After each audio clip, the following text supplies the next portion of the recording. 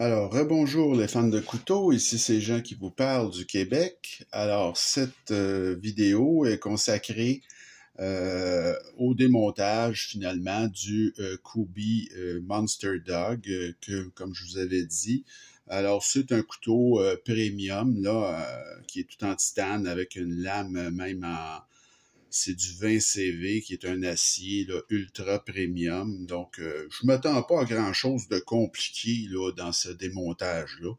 On va regarder ça tout de suite. Donc, vous avez un pivot. Les pivots Kubey, dans le fond, s'ils vous laissent pas le choix, c'est seulement de ce côté-là que vous pouvez démonter ça. Et d'habitude, c'est très bien fait parce que Kubey fonctionne un peu sur le même principe que Civivi, si vous voulez, avec une espèce de petit encoche là, qui empêche le pivot de tourner, si vous voulez, à vide. Donc, et comme vous pouvez voir, j'ai besoin seulement d'un seul tournevis parce que la compagnie Kubey a eu très bonne idée de mettre des vis T8 partout, finalement. Donc, c'est seulement un embout T8 que ça vous prend. Vous n'avez pas besoin là, de deux tournevis pour défaire ce couteau-là. Alors, je vais enlever la clip ici. La vis de clip est peut-être un peu plus longue ou tout simplement qu'elle tourne dans le beurre, je me trompe pas là. Donc, on va quand même être en mesure, je crois, de défaire tout ça, là. Et voilà. Donc, c'est pas plus compliqué que ça.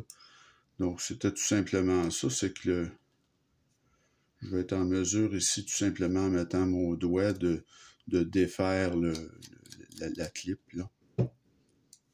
Et voilà. Donc, c'est un couteau qui se défait très bien. Vous avez ici l'espaceur arrière en titane on peut enlever, mais j'en vois pas l'utilité, là.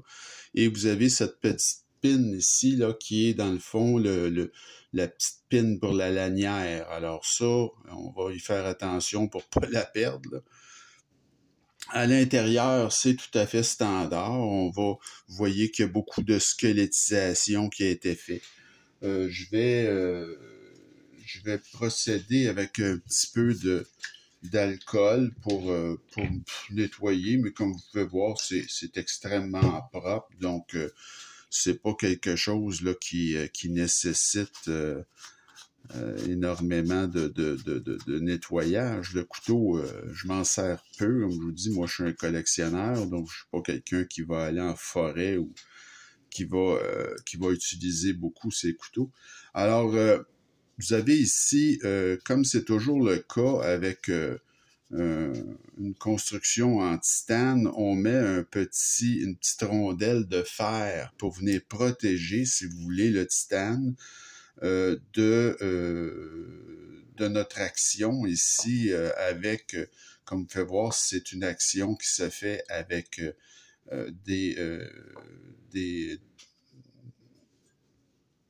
des roulements à billes. Alors, vous voyez qu'ils sont de très belle qualité. On voit ça souvent. Par quoi on peut juger de la qualité d'un roulement à billes? Ben, c'est par le nombre, justement, de petites billes. Des fois, il n'y a pas un grand nombre de petites billes sur la gaine, si vous voulez. Ici, c'est une gaine en métal, mais regardez ici, là.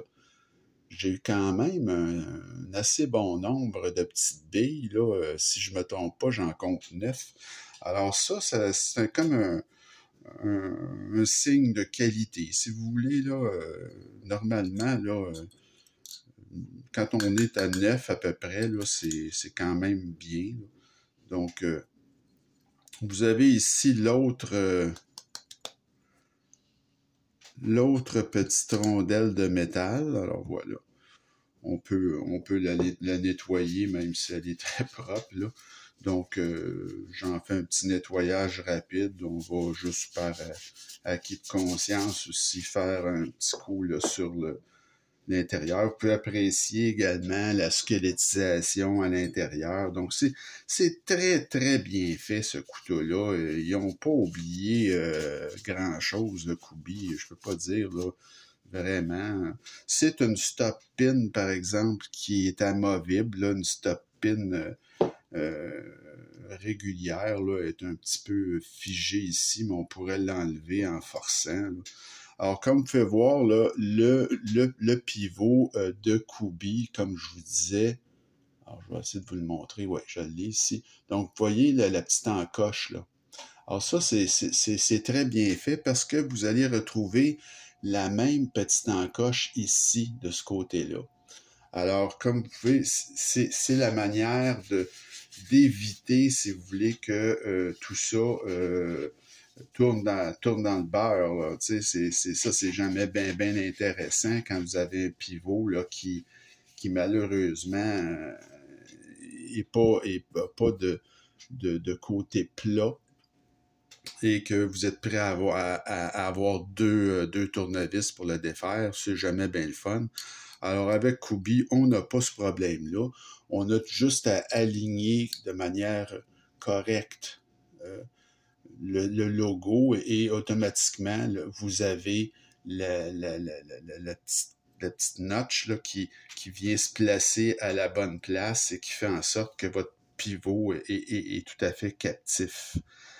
Alors, on a ici la rondelle qui est déjà à l'intérieur. Alors, on va mettre un petit peu d'huile là-dedans.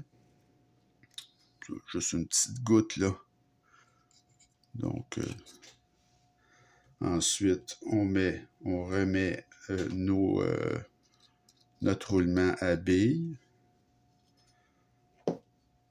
la lame,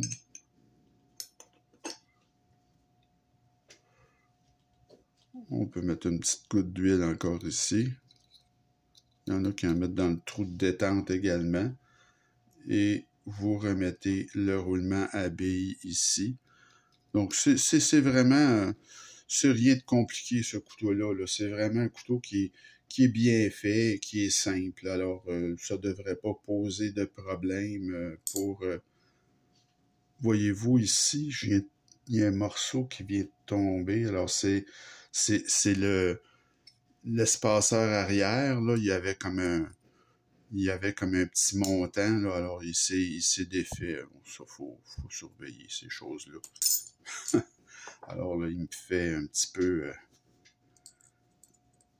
il me fait un petit peu de misère, là, mais c'est pas quelque chose de très, très, très difficile, de très grave. Alors, vous avez ici un autre petit morceau qui vient de tomber. Celui-là a l'air solide.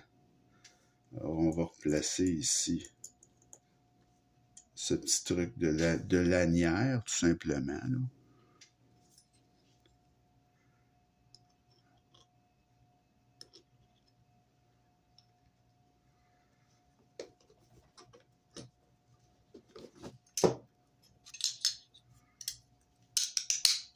Et voilà.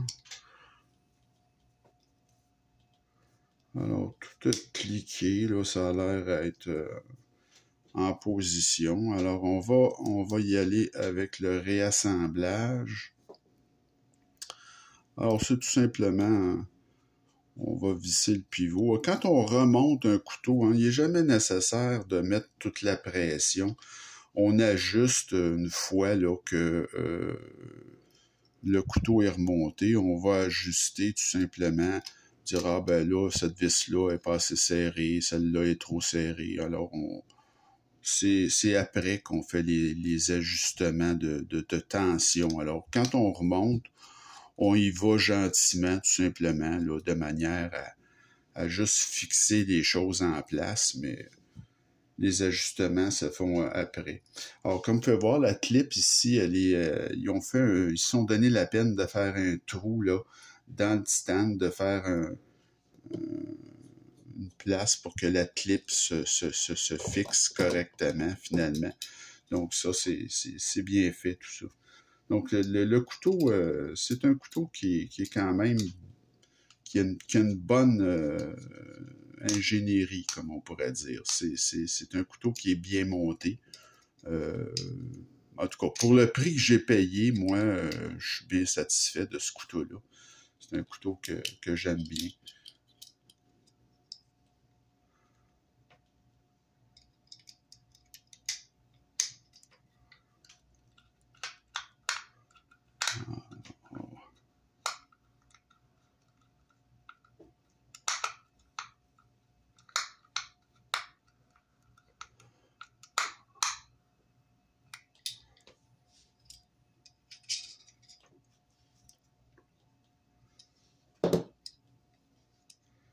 Alors ici, j'ai un petit peu de problème justement à ajuster le clip.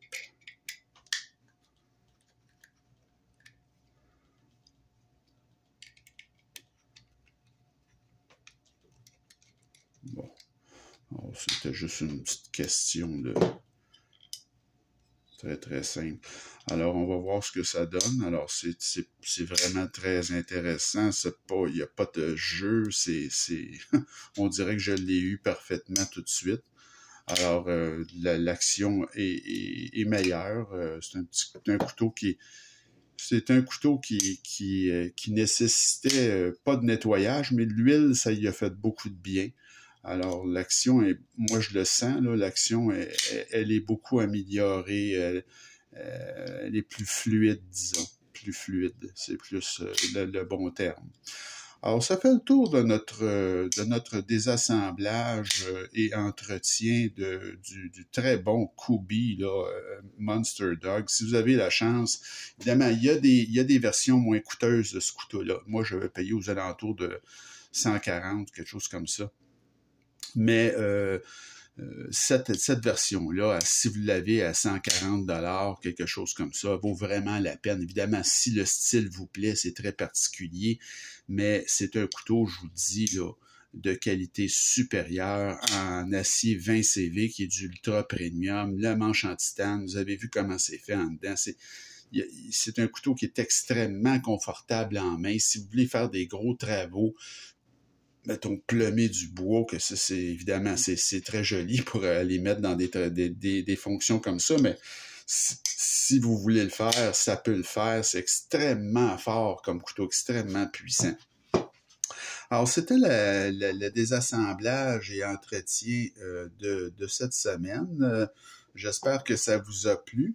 Alors, la dernière petite touche, peut-être, quand on termine un désassemblage comme ça, ben c'est évidemment de passer un petit linge sur la lame, là, parce qu'il y a eu de l'huile, puis c'est sûr que ça laisse des petites traces, là. Mais bon. Alors, ça fait le tour. Continuez à m'écrire, me laisser savoir ce que vous en pensez. Et vous abonner à ma chaîne. Et la semaine prochaine, on va continuer dans les vidéos de démontage et d'entretien avec ce client-ci, qui est nul autre que le CJRB Pyrite, mais j'ai pris le XL. Alors, c'est un couteau à boutons que vous connaissez. Qui est très populaire chez CJRB. Évidemment, vous avez le format régulier qui est plus petit, mais le XL, c'est fait exactement de la même manière que les autres. Donc, ça vaut l'intérieur. Bon, ce que vous allez voir, c'est exactement fait de la même manière que le Pyrite régulier ou le CJRB Eco, par exemple. Donc, c'est ce qu'on fait la semaine prochaine, démontage et entretien du CJRB Pyrite XL. Alors, j'espère que ça vous a plu. Il me reste à vous souhaiter une bonne fin de journée et à vous dire à la prochaine. Salut!